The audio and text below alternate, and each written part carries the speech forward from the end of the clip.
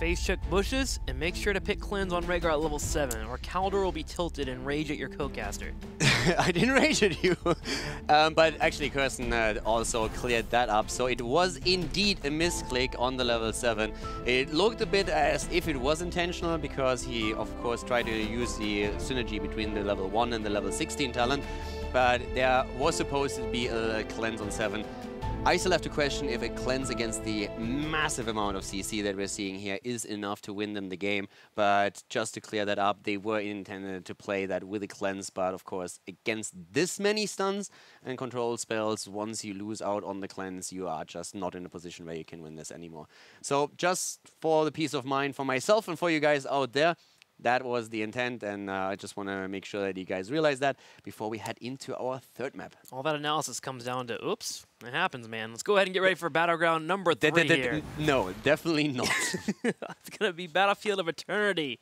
Fnatic with the choice, as Expert will continue to go with the first pick, and Fnatic, man, they are going to all of their premier Battlegrounds. They are wanting a 3-0 here, as they've been doing very well on BOE as of late. Yeah, so we're going to see them on the third map now, and this is really the moment when I am the most curious about the draft that we are seeing for their opponent, because basically we've seen Expert try to be really aggressive, and it hasn't really worked out. I still doubt that the cleanse would have saved the second game, but I like the thought process behind their strategy so far, that they want to be aggressive in the team fights and they're just trying to bring the fight to Fnatic. So yeah, I enjoy that a lot. That's the thing though, is like they're trying to be aggressive with odd compositions. The Cassia composition in game number 1 is easily controlled, and game number 2 not quite working out for them all the way. Didn't get the tanks they wanted. Yeah, but still, if you look at game 2, again, I really like the draft they had. Sure. If they get the cleanse here, they are stronger. The problem I have is their draft into Fnatic's draft. But the idea of having a Tyrael together with a Genji and an Illidan to really drive that momentum, having the Medivh to protect you as you're going in and setting up a fight with a Leyline Seal. I enjoy that a lot. I think if you go up against a team that has less CC and you have your cleanse to mitigate some of the CC spells they have, you can do fantastic there. So I'm enjoying that a lot. So I don't think the comp is too weird. It's just into what Fnatic drafted, I feel it's bound to fail. But I like the style that they're trying to use. Yeah, I'm really a huge fan of big team fights, of teams that play aggressive, and Expert is currently trying to do exactly that, so that's pretty cool to see.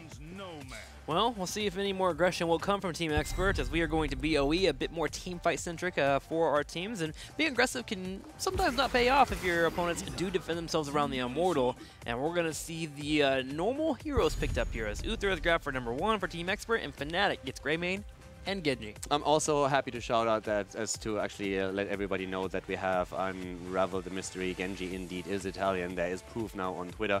I retweeted the tweet earlier, so if you want to see proof that Genji was adopted by a Japanese crime family, but he is Italian by heritage and has indeed a mustache. You can check that out over there.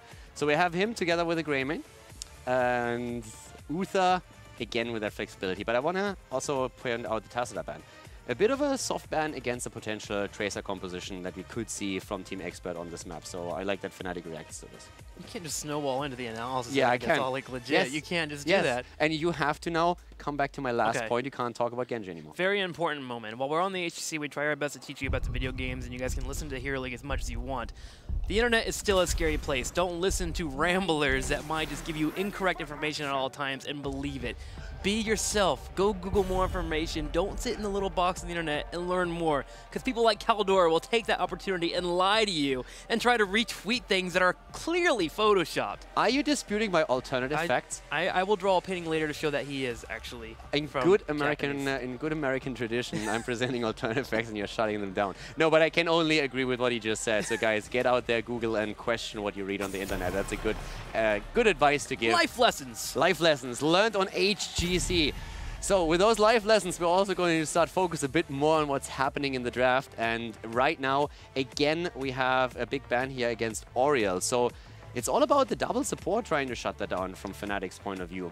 And Team Expert is muscling their way through this. Yeah. Look at Sonya Murden here on the right side. Yeah, so there's two things here. First of all, the soft ban against Tracer, and then the Oriel ban, trying to deny the strong double support that could come out of an Uther and Oriel combo.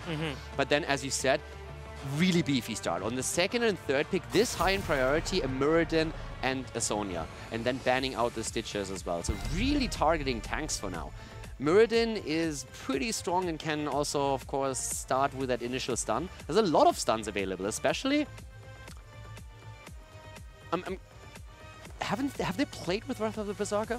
No, they've been playing Because Leap. Every time we've Leap, seen yeah, Sonya, the it's been entire Leap. time, right? Yeah. So we already have 3 stuns available after the first 3 picks. Uther, Sonya with a Leap, and Muradin with a stun as well. And Fnatic is looking... I would even think, could Fnatic theoretically pick up a Medivh? I guess not anymore. You have Greymane and Genji taken, so that's normally split between Quacknix and Shrimpy. But they will need someone who can just get the cleanse and make sure that once that CC chain is stacked against the target, that they can somehow save it. Zarya? I don't think he. But I'm questioning now which tank do you, or which support do you use in that sense? Are you going for Karazim? Yeah, okay, Karazim, I like that. And Ethereal on top of that too. Trying to be a bit more aggressive with it and also having the Sanct available to them. But there's a lot of CCs for Expert now.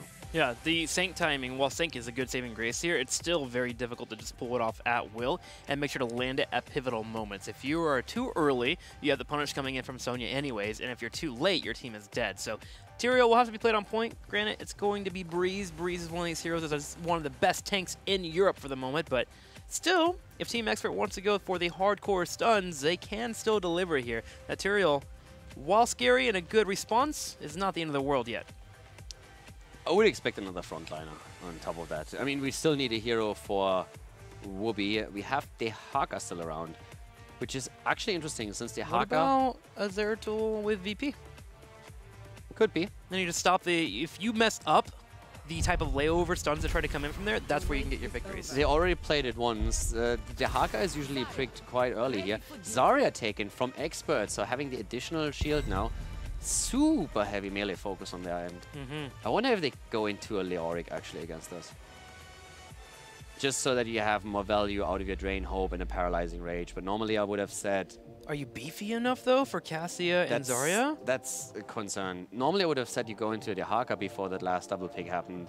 Because Dehaka is usually so highly prioritized since you're trying to get to level 10 a bit faster than your opponent around the second Immortal phase, and that side soak is absolutely invaluable if you try to accomplish that. But beefiness is definitely a big issue. Leoric is great with the percentage damage if you have this many targets up at the front, and his Paralyzing Rage talent on level 13 gives you a lot of control with the slows. But let's see how Fnatic approaches this. They definitely need someone else at the front line. Someone on the front line. I'm trying to think of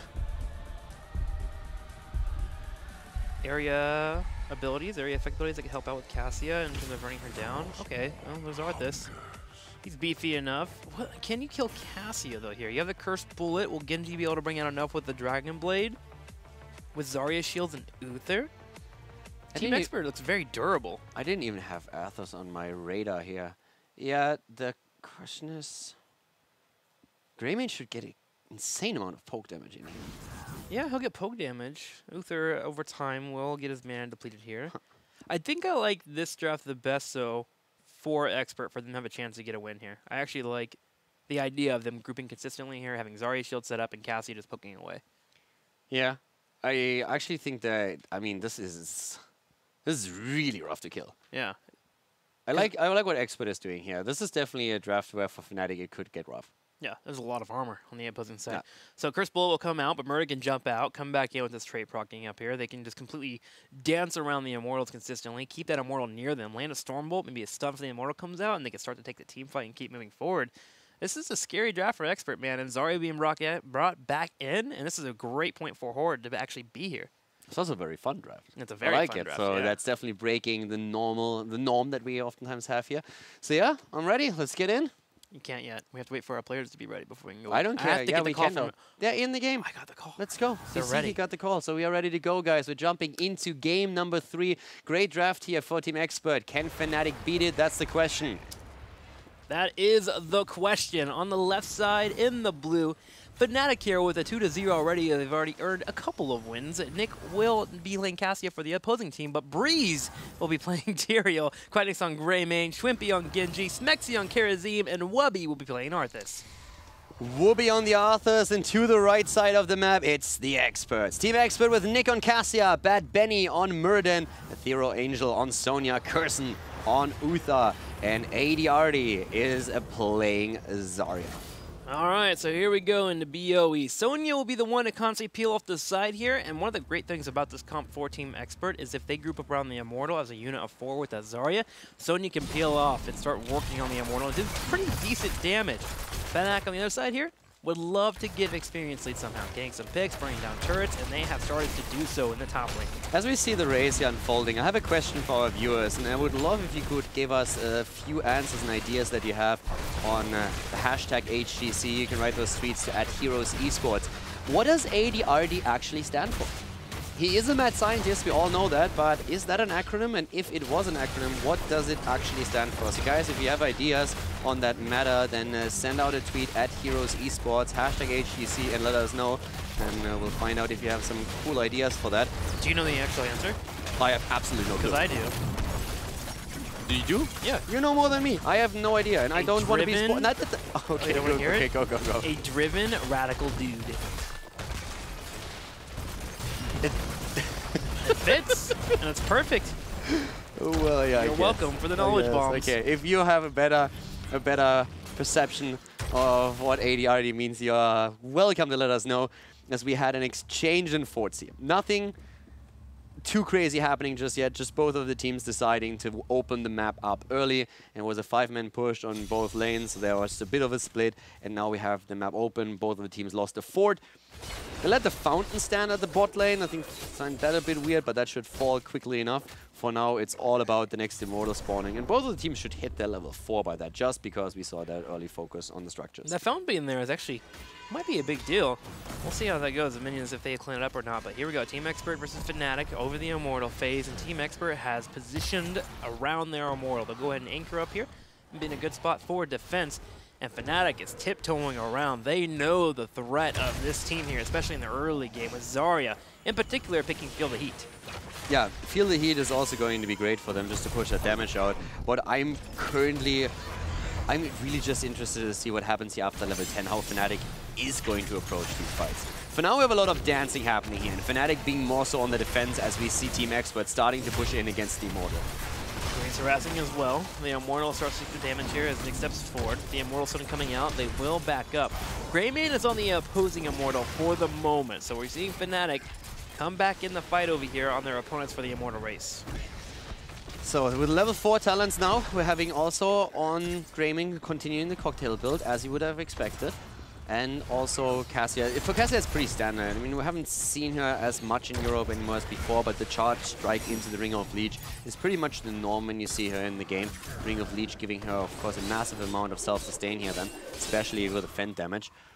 But Muradin deciding to go into the block here over the potential Storm Bolts. But we have seen it actually a lot, him going for the Storm Bolt focus and trying to add extra burst to any kind of lockdown. But their massive melee composition here is doing quite well thus far. Coming out so well. Immortals hitting halftime. Both teams pretty similar in experience. Fnatic has a slight lead so far. Halftime show will connect, as it looks like Team Expert is losing out on the Immortal race. Arthur should actually get a really sick amount of value later on in the game against what Expert has here. If he just keeps stacking into the Frozen Waste here, he should get so much. But for now, we're seeing Expert starting to get more control over the Immortal. They have Sonya currently on the Immortal of Fnatic, and Fnatic is desperately trying to really push in and make something happen here, with Smexy threatening ADRD. So Zarya moving back, Smexy himself dashing out, nearly getting into the stun circle of the Immortal. But Fnatic just can't break through here properly. Yeah, it's going to be harder too. ADRD steps forward here, and with the shields being back up, Sonya will buy the time to work on the Immortal on the right side, and everyone has made the decision to go ahead and go full all out on the race. And we're going to have Team Expert taking the first Immortal. Muradin, however, does get picked off, so Fnatic should have an easier defense. Yeah, so at this point, level 6 for Fnatic, slightly ahead, but as you said, the Immortal won by Team Expert, so right now Fnatic needs to defend, and this should actually give Expert a lead in experience here. Immortal, of course, focusing up at the top lane, but Expert is also not really willing to commit to anything here. They had all to move back and to grab mana, so that gives Fnatic a lot of time where they can just simply focus this down. Okay, so it gets burned down. I'm looking at Team Expert. What are they doing here? They put some pressure on the bottom. Zarya and Sonya in particular working on that fort. Actually, they actually killed the fort, so they got the well. Good for them, man. Keeping up with the experience, moving towards 7 as well. And it's going to come down to that small dabbling where our teams dance around and work on the mercenary camps. Fnatic is going to continue to tiptoe, as they should. Yeah, 7 is a bit faster for them right now. So they start picking up their talents here, and that completes the cocktail build more or less. Also, the Icebound Fortitude for Arthas is going to help a lot in the later on fights. Lightning Speed for Karazim. See later when we hit the level 16 to go into the cleanse here against the stun output that we are having for Team Expert. Cleansing Touch would be a great pickup for him here if they feel they don't need the extra damage. Big Howling Blast connecting there. Expert's going to be retreating. ADRD's shield will expire, so Breeze will take the opportunity to jump in with Schwimpy. They're trying to burn down the Zarya as quickly as possible. And this has become actually pretty normal against Zarya. There was a time where we had Zarya consistently being picked up very often in Phase 1. The team's got much better at exploiting her shields. The moment they expire, put some pressure on her. She is actually much weaker than you would think. I really like also the poke that we're having currently on the side of Fnatic. I think they need to do that. They need to poke them down slowly. And if they can stop them moving in, as Mubi just did with a Howling Blast, that's great. The 10 is really what it comes down to for me, because I expect that we won't once again see lead from Sonya, as Aethero has done every single time he played Sonya for Team Expert. Then you have additional stuns on Uther.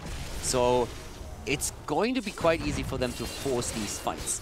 And then how is Fnatic going to play around this? Because poking only gets you so far. Greymane gets a few good cocktails in against this mass melee comp that is supposed to be pretty clunky and stick together. Then they might get them low enough so that they can take the fight. But this is, I'm loving this. It's a really cool dynamic that we have. I want to see how Expert does in the mid game and how Fnatic deals with that situation and that threat. Well, mid-game will be coming soon, but now it's all about the Immortals, and Team Expert will start the race here. That's where we're going to see the full power of their race. They're actually taking the stun so they can get a little bit more energy there on Zarya, but we will have a lead here for Fnatic as they are winning by 1.8k. Yeah, Fnatic has Greymane, and that is a massive advantage. They even fought that 4 versus 5 on the Immortal because Arthas was still at the bot lane. But having Greymane in your setup is just absolutely fantastic when we are talking about Immortal pressure. Breeze taking poke here. ADRD comes on the side. Breeze is low, but he's able to get out without Druid. Welby comes in with the Howling Blast and will slow down the advance of Expert. With Tyrael not being here, though. It's also it's so easy for Greymane to stack against this. He has 12 stacks already. So he's nearly completed on his Flash talent on level 7. Super easy for him to make that work. And by now we have him on 13, just getting another one. With everyone clumped up from Expert because they need that approach and that heavy engage, he can easily get that done. So we're going to see that soon. And we have a quick pause here. I'm happy that it's actually before the fight starts, so that's important. But the halftime show has hit. We have the teams both on level 8, nearly level 9, so level 10s are not really a big issue just yet. But yeah, it's I really want to see these level 10 fights. I want to see how exactly Expert plays that, and that's going to be so much lockdown on their end. So Fnatic, can they break through that? Is it going to be a situation where we pick up the Curse Bullet or go with the throw? I think Curse Bullet's the way to do it. You want to get Murden out of your face so you can make the movement forward to actually get onto the main juice of this composition, which is, of course, that Cassia. And I think I agree with you. Later game, 13-16, when we have the Wubby Golem online with the Arthas, having your Remorseless Winter and such, he'll get a ton of value in, but can they get to 16 well? That's the point. I think 16 would be great for them because Arthas is going to become so much more impactful against this. But also, if there's going to be the leap, as we expected, and we see a problem with a lot of stuns, then of course Karazim is going to try and go for the Cleansing Touch on 16 instead of focusing on damage instead. And once that happens, I think they are in a much better spot to really play around the opponent. But it's going to be really cool to just see this. And also I want to see how does Expert deal with Greymane, because right now, the longer they wait until a fight starts, the more poke value Greymane gets. And once he completes his level 7 talent, the damage output is just going to be ridiculous against this composition. So Expert has to really force the fight before they get poked too low so they can't engage anymore. And that's one of the problems that they have a bit with this comp. They're so melee focused that they need to heavily engage into it, and this is where especially Sonya comes into play. Yeah, the leap coming on at level 10. Well, we'll see how Expert intends to force the fights against Fnatic when we come back. We got a little technical issue. We'll be right back.